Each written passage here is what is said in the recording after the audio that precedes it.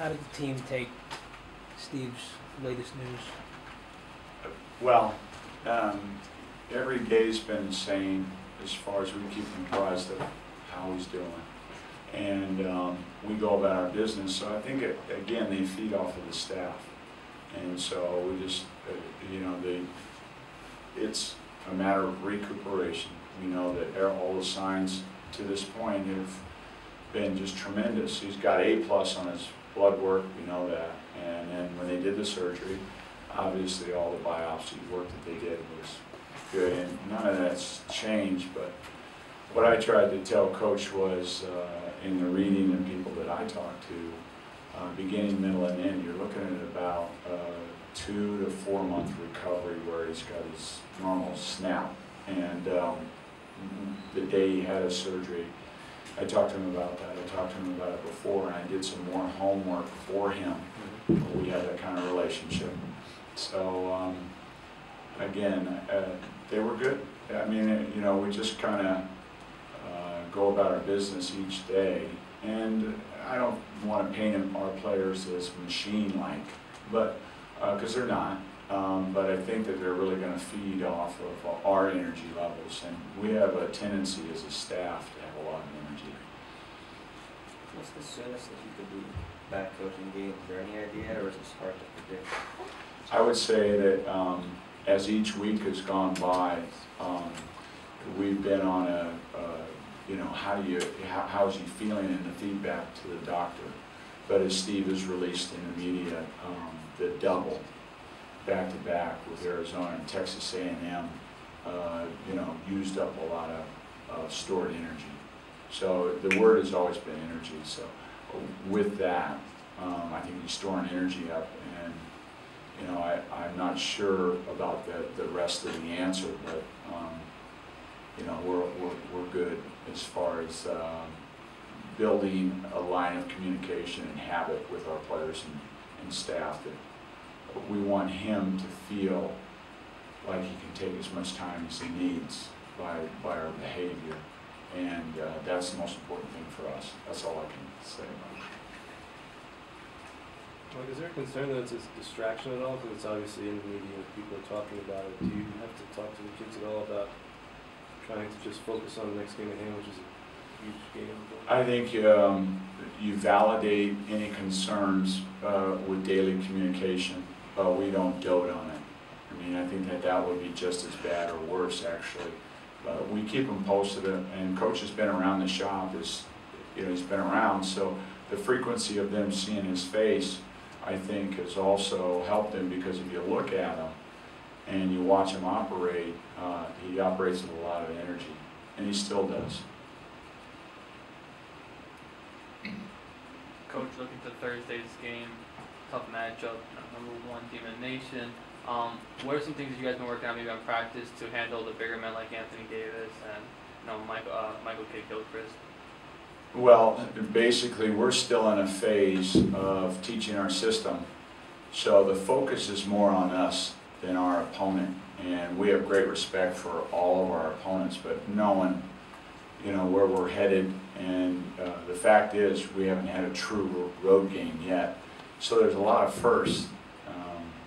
So I think basically if we can, like we have with Coach Lavin, keep our focus and our temperament where it belongs, and that's on improvement, then we'll be fine.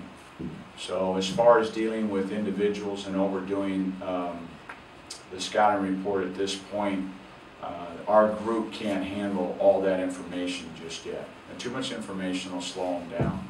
So what we've tried to do is simplify and put the focus on our improvement each day. Do you feel that there's no one guy on this team that you're really going to need to step up come that night? Not really. I think that as a unit, for example, it's a very good question.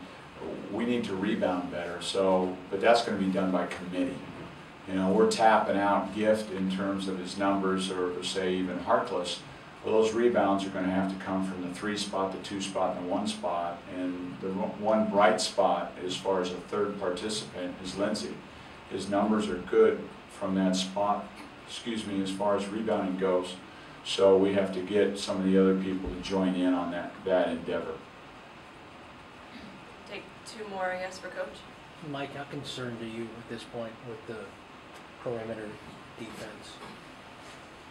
Oh, I think that there's concern in terms of the evolution of that. We give up 38 paint points, and that starts with our perimeters. So I think that we've got a lot of work to do because we have guys that can score or came from scoring mindsets.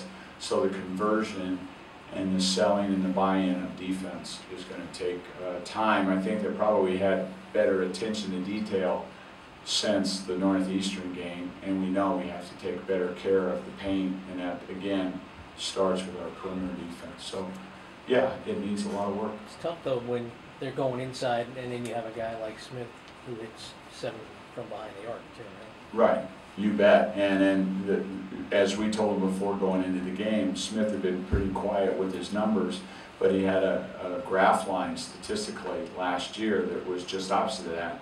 And so we were very aware of him.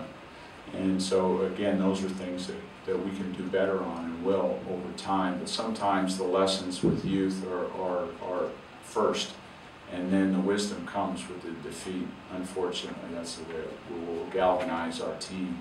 But our post-game, I think in terms of our press conference and in terms of our locker room, we highlighted the things that we did well, the things that we needed to improve on, and we didn't overreact to that loss. Whereas some people were asking if we were surprised, and never surprised by Northeastern in particular has been known as a physical team, a gritty team, and they've had, when Calhoun was there, but also he left a legacy, and Northeastern can do exactly to you what they did to us. So I thought they deserve credit. Steve was back pretty quickly, relatively quickly, coaching games last month. I mean, after the toll that it took on him, do you expect him to be a little bit more, cautious or take things a little more slowly now before he comes back? Well, there's the great unknown, and the doctor who regulates Steve in terms of information, there's this empirical process that goes on. And so I would say probably Steve's a lot smarter today about what the significance of coaching does to the body as far as the energy that's put out to get your guys to do what they need to do. So, I don't know about timelines again because I can't be Steve, but I do know that he's probably learned a couple things since he's coached those games, just like you're pointing out. Yeah.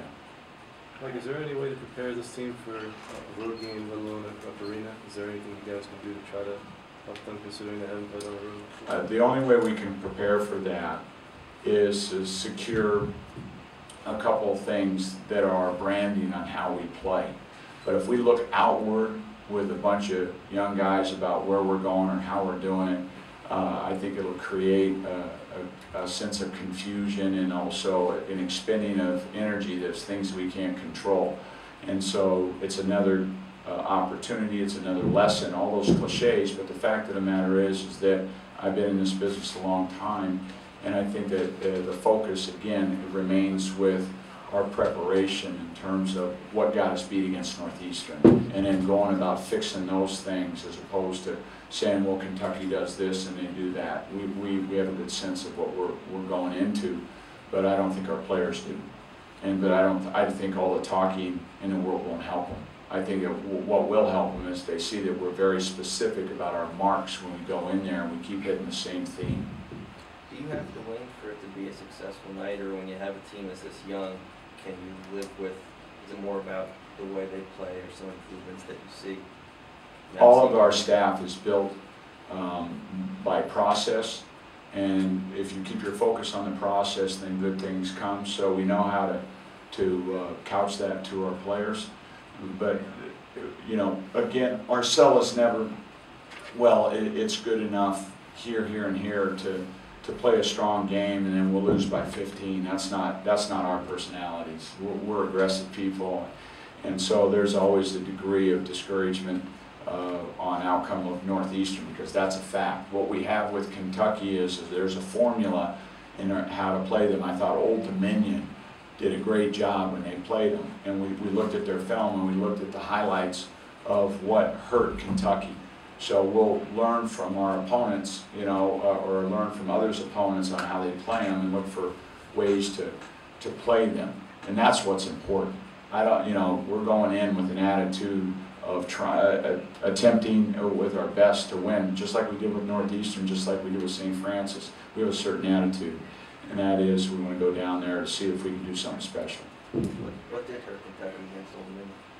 What's that? What did hurt Kentucky? You need to look at that film. Any more questions for Coach? All right. Thanks, you guys. Thank Really you. enjoyed it. Thank you. Are you Have going fun. to take him? Hey, Chris. Coach,